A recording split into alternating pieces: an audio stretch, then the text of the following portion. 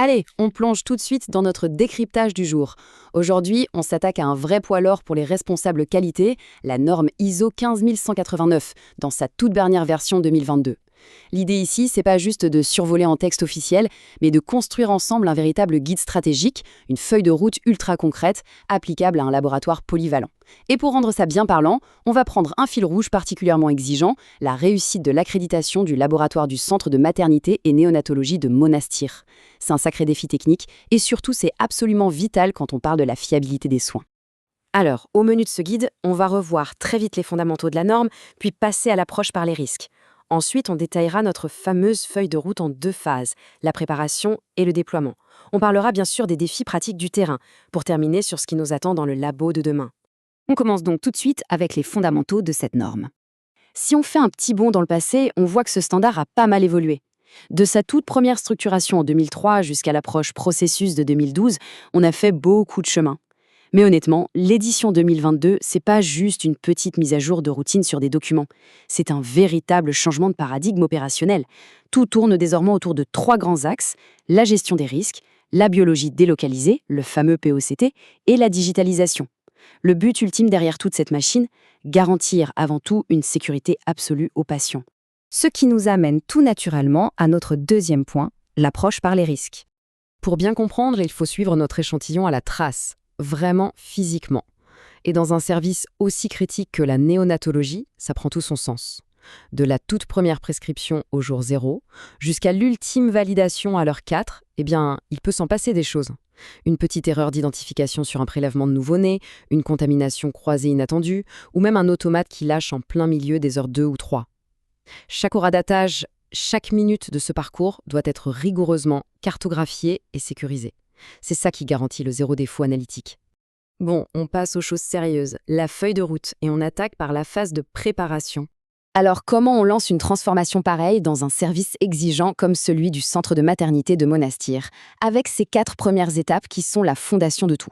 L'étape numéro 1, c'est le diagnostic initial, le fameux gap analysis. En gros, on regarde ce qu'on fait actuellement et on mesure l'écart avec ce que demande la norme 2022.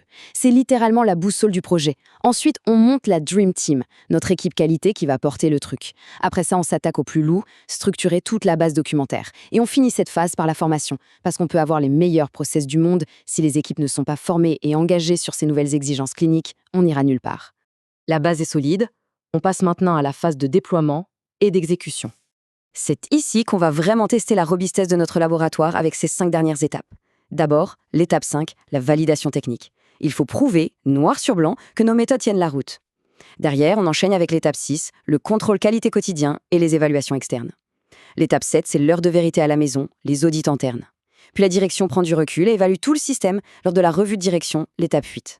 Tout ça pour atteindre le Graal, l'étape 9, l'audit officiel d'accréditation mené par un organisme totalement indépendant. Et là, un petit retour à la réalité s'impose. 36. C'est un chiffre qu'il faut vraiment avoir en tête quand on se lance. Pourquoi ? Parce que 36, c'est le nombre de mois que ça peut prendre. En toute transparence, une refonte organisationnelle de cette ampleur dans un centre hospitalier, ça demande souvent entre 12 et 36 mois d'efforts non-stop. C'est pas un sprint, c'est un véritable marathon stratégique. Et puisqu'on parle de marathon, voyons comment surmonter les défis pratiques du terrain. On va se le dire franchement, sur le terrain, c'est pas un long fleuve tranquille. Les défis sont bien là, documentés et réels. Les coûts d'investissement de départ font mal, surtout pour mettre à niveau les équipements. La charge documentaire, au début, elle paraît juste colossale. Et puis il y a le facteur humain. On a souvent des équipes qui manquent de temps, des ressources limitées, et c'est tout à fait normal de rencontrer une vraie résistance au changement. Pour passer ces barrières, ça ne s'invente pas. Ça demande un leadership hyper proactif et une communication constante pour ne pas perdre le cap. Mais du coup, pourquoi on s'inflige tous ces efforts ? Eh bien, regardez un peu ce graphique. L'objectif, c'est d'atteindre des indicateurs de qualité extrêmement pointus. Par exemple, la norme exige de faire tomber le taux de rejet des échantillons sous la barre critique des 2%. Atteindre ces 98% d'acceptation, c'est pas juste un chiffre pour faire joli, c'est la garantie directe qu'on réduit les erreurs médicales, qu'on optimise le flux de travail et qu'on offre aux patients un service d'une fiabilité remarquable.